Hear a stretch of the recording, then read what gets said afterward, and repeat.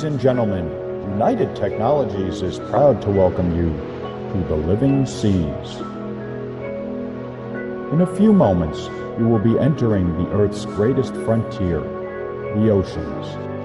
Before your adventure begins, consider for a moment the accomplishments of those courageous pioneers who have come this way before. It was their insatiable curiosity and engineering skill that parted the waves for today's subsea explorers. Throughout history, we humans have faced many challenges in our quest to understand the living seas. To overcome darkness, pressure, and lack of air, we developed diving bells, aqua lungs, and submarines, tools which gave us a closer look at our underwater world. With new knowledge, we built new tools, robots, and manned submersibles. Each advance in technology brought about the opportunity to explore further and learn more, transforming vision, curiosity, and wonder into practical knowledge. This tool-building process has created a rich bounty of new ideas, from microchips to robotics, from rocket-powered spacesuits to computerized sailing ships. Virtually every aspect of our lives has been enriched by human innovation, and United Technologies is proud to play a leading role in aerospace, electronics, and in providing systems for intelligent buildings, committing the technology we've created today to the exploration of new frontiers tomorrow. So come with us now to discover the sea, a resource so precious that our own existence depends on its health and well-being. A realm shrouded in mystery, yet possessing enormous potential for humanity. And now, from around the world, the men and women of United Technologies invite you to join us as we cross the threshold into the future of the living seas.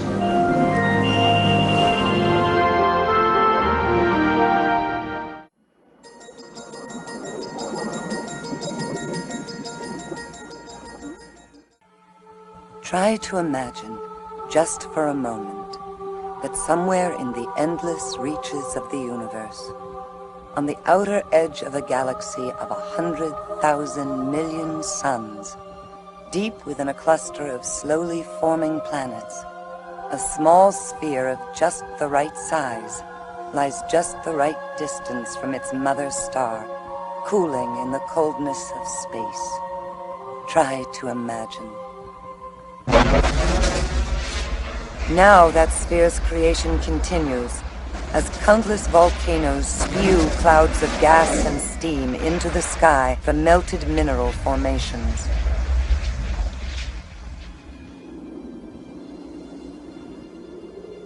And then that cloud-covered planet waits. And waits. And waits. Until finally those clouds of gas and steam condense and rain upon that planet.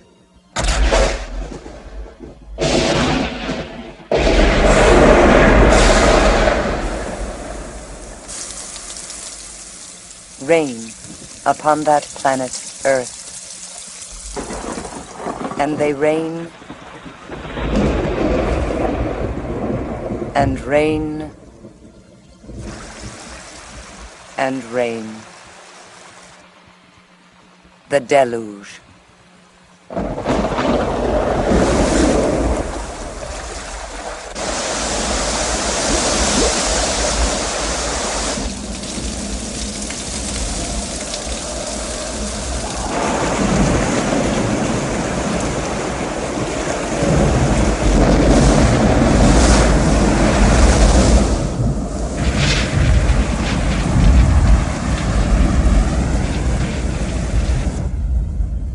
A deluge of such magnitude that the world's greatest waterfalls, flowing together for more than 1 million years, would only just begin to approach its results. For when it finally stopped,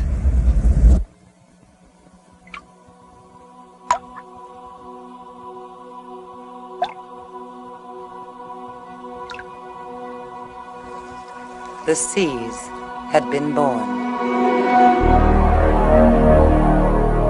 Seas that would make this planet unlike any other within the realm of our knowledge. For it was there, sheltered from cosmic radiation, that the means to support life on Earth was able to emerge. Tiny single-celled plants, phytoplankton, that capture the energy of the sun and convert it into that most basic of life-sustaining elements, oxygen, creating more than half the Earth's supply.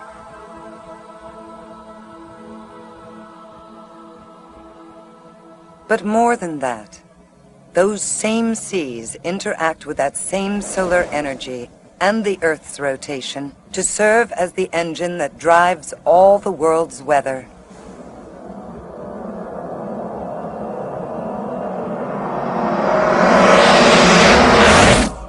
Yet these phenomena occur in only the first few hundred feet of seas that average greater than 2 miles in depth. And it is there, in those depths, in an endless night, darker than the darkest night on land, that we are just now beginning to explore an amazing world. There, amid raging underwater storms and fiery underwater volcanoes, mountain ranges that dwarf the Himalayas and gorges 4 times deeper than the Grand Canyon, there, 2 miles deep in that darkness, an amazing world. A world where the cold sea pours deep into the mountain's warm core through immense cracks in its surface, and then rises back to the ocean floor as a superheated mineral-laden fluid, emitting what to us would be lethal concentrations of poisonous chemicals. Yet, incredibly, around these strange vents, exotic life forms flourish.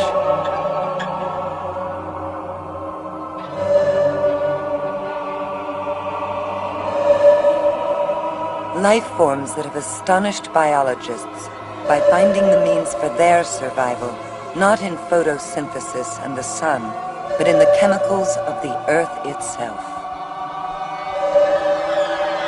Chemosynthesis, an ecosystem like none other on Earth, until now scientifically inconceivable, yet there, nevertheless, deep beneath the sea, waiting for our discovery. Waiting in a world where we've spent less time than on the surface of the moon.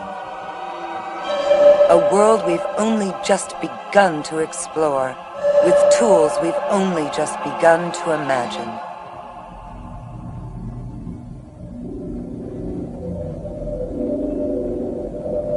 Tools with which we'll go where no one has gone before. Searching these seas for the knowledge they conceal and the resources they hold. For answers to our past and keys to our future. What kind of future will it be? Try to imagine, just for a moment, a future of amazing technological creativity.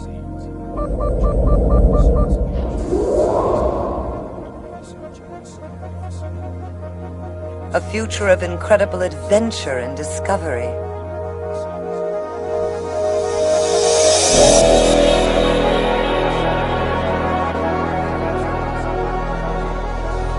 A future of remarkable awareness and understanding. Try to imagine. For we welcome you now to take the first steps into that future. We welcome you to the living seas. We welcome you to SeaBase Alpha. SeaBase Alpha to surface control. All hydrolators pressurized. Prepare for boarding. 10-4 SeaBase. Hydrolators now boarding for departure to Visitor Center at sub-level 5. Control clear. 10-4 control. SeaBase Alpha clear. Vehicle staging area number 1. GVSA number 1. Go ahead, please. Passengers from hydrolator number 2 ready for departure to SeaBase Alpha Visitor Center. All conditions read go for departure. Contact base on 027 for arrival sequence. Roger. GVSA. Ladies and gentlemen, please choose hydrolator 1, 2, or 3.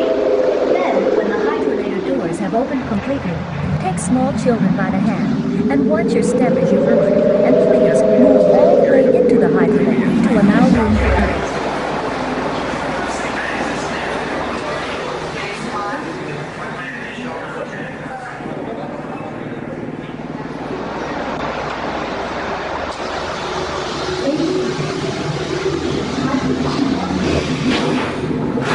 Hydrolator number 1 descending to SeaBase Alpha. Roger, number 1. Notify when cleared of docking port. Docking port cleared. SeaBase Alpha, hydrolator on approach.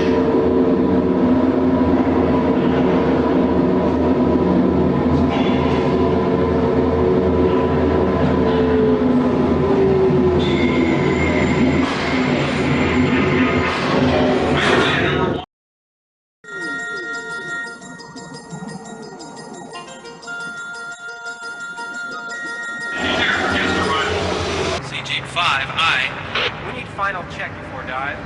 And 3 currently loading passengers for descent to GVSA-1 at SeaBase Alpha. Hydrolators now descending to SeaBase Alpha. Please take young children by the hand and look down as you step onto the wooden platform. The platform is traveling at the same speed as your vehicle.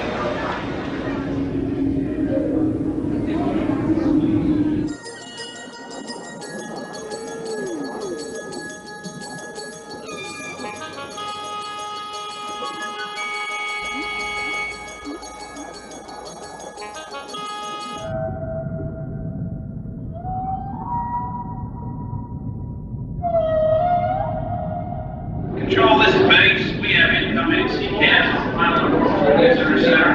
Roger, Banks. We have radar contact with CCAS. Advise upon arrival. Ladies and gentlemen, this is Commander Fulton. On behalf of our crew, I'd like to give us SeaBase Alpha.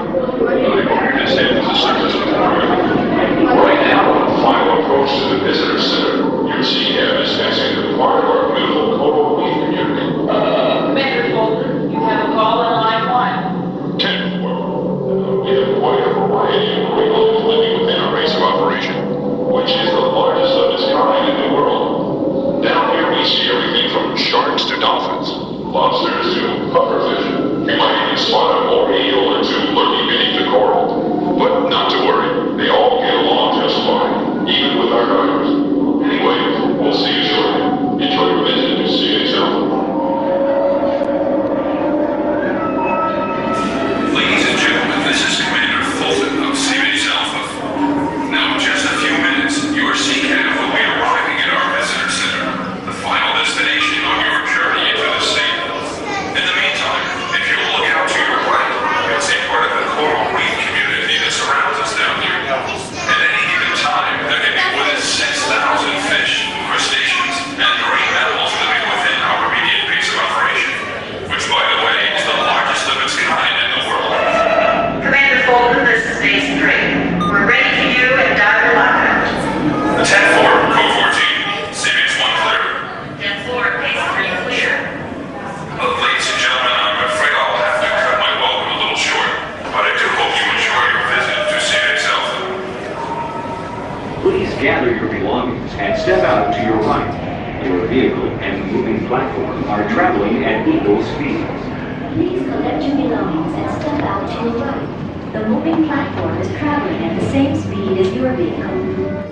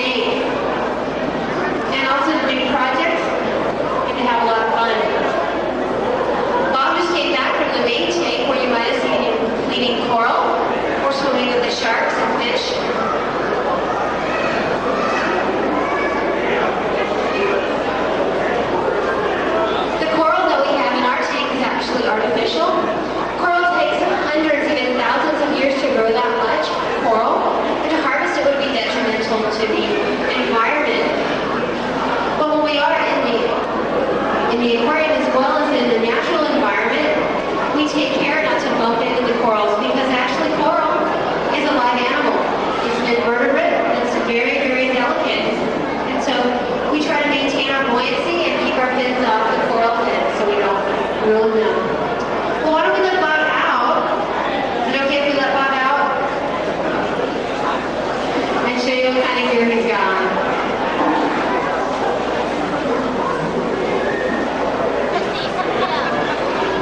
This is Bob, the other diver. Aren't you glad you let him out? I mean, you get to see this cool gear. All the gear that he's wearing is open circuit scuba on his back, and these steel gray cylinder. All his air is in there that he was breathing, and it's the same air you and I breathe, except it's compressed to get it into that small tank. To cut down on the pressure to make it breathable, we have a regulator, which is the diver's mouthpiece. And it's all held together by a green and black vest called a buoyancy compensator device. And that allows him to stay in control of where he is in the water column, so he's not bumping into the precious corals, or bolting to the surface, or sinking like a stone. We're going to let Bob take his gear off if he wants to. And we're going to trade places, and I'll head out for my next dive, if that's okay with you guys. Okay, I got an okay from the crowd, so I'm ready.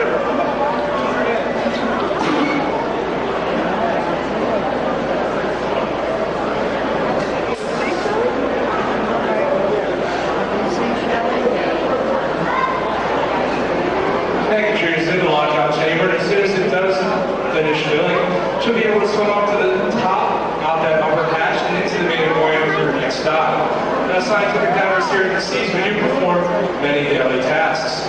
Some of these include feeding our fish and helping our aquarists do that, which we do twice a day at 10 and 3:30. We feed out about 150 pounds of food to the 62 different species of mammal and fish that we do have in the main aquarium. They're a pretty diverse group, from brown sharks, your green sea turtles, to different kinds of rays. Now, to communicate with the divers, we do use some hand signals. So these signals include diver up, diver down, and okay.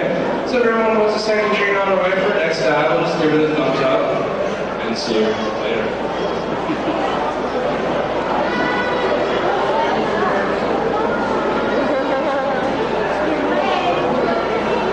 Now, some of the other tasks that we do perform, we also test out some new diving equipment and technology.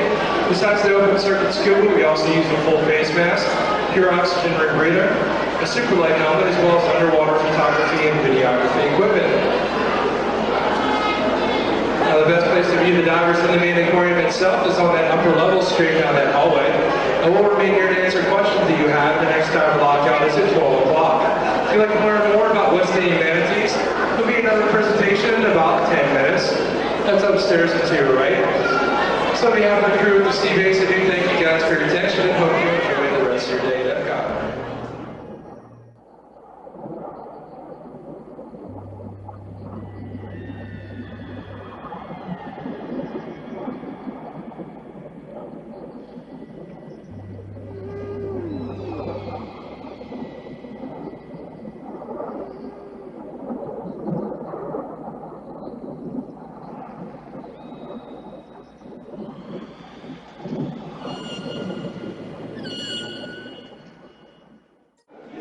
Below a depth of 3 feet, the water pressure wouldn't let them draw enough air from the surface to expand their lungs.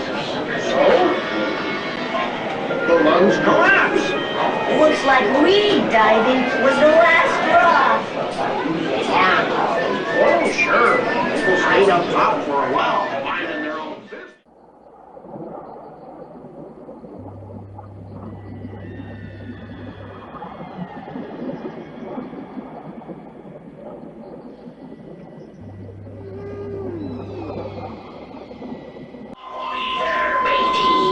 I need, Jason, that's who I need. A remote-controlled submersible robot built to explore the world of the deep ocean. Say, before I take the plunge, why don't you look at those TV screens and I'll tell you more about me. Shiver me diodes. Scientists have been studying the ocean floor from inside deep-sea submersibles. Like that one. You can see they're pretty cramped, and they don't offer much of a view. And since the ocean covers more than 2/3 of the planet, it's no wonder humans have only seen small areas of the seafloor so far. Well, in order to learn more and more, scientists are now turning to robots like me for help. I'll show you what I can do. You see, I'll be operated from a ship on the surface by a scientist in a specially equipped video control room. No video games? Why, with a flip of the switch from him, and it's lights, camera, action! And when I get down to business, I'll get down to 20,000 feet. Well, that means if the water was to get a few degrees colder, then any fish in the area would be frozen. And because the weight of the water is so great, it could squeeze the largest fish in the size of a sardine. But that's okay. I'm built to work under pressure. R-E-R-R. Oh, and unlike the scientists in those submersibles that have to come up all the time for supplies and oxygen, I can stay down for weeks on end. What's to do down there for that long? My built-in TV cameras will help scientists study deep water life forms, as well as let them get a look at strange and remote sea creatures. While I keep a safe distance, my cameras will zoom in for the closest look yet at volcanic vents, where the water is hot enough to melt land. Oh, scientists will also use my hands to pick up information about seafloor minerals. Make sure to watch after. Now, aside from charting natural history, I'll explore human history. Because the deep ocean is very cold, it's safe all kinds of sunken vessels, mateys. And only a few have been explored so far. But by using me colors, I'll be going for an inside look at ships to dive even deeper. Now, I'm not going to do all of this just so one or two scientists can watch it on some TV screen. No, people the world over will share in what I'm doing, because my telecast will be shown live via satellite to research stations all over the world, as well as here at Epcot Center. Needless to say, the future looks great for robots like me, and I, for one, can't wait to dive into my work. Who knows? The depths may hold many wonders yet to be discovered.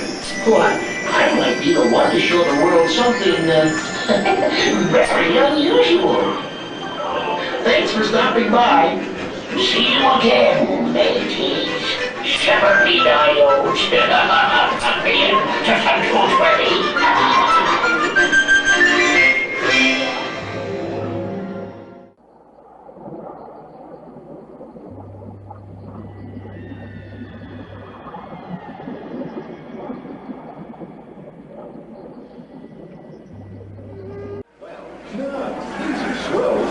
Waves pushed by the wind across thousands of miles of open ocean. Then, when they reach the shoreline, boom! Surf's up! What about the big ones? You know, the tidal waves. A sudden shift in the seafloor, like an earthquake, sends a powerful underwater wave across the ocean at about 450 miles per hour. When it nears the shallow water, with all that energy, it has nowhere to go. Bye-bye!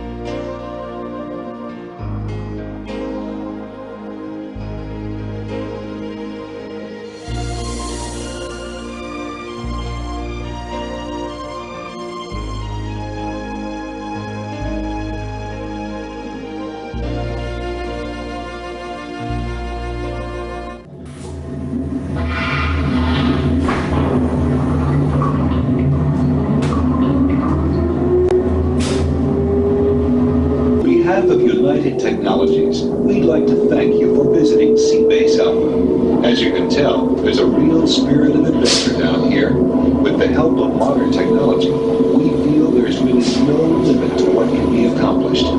Thanks for coming down. United Tecnologiesm.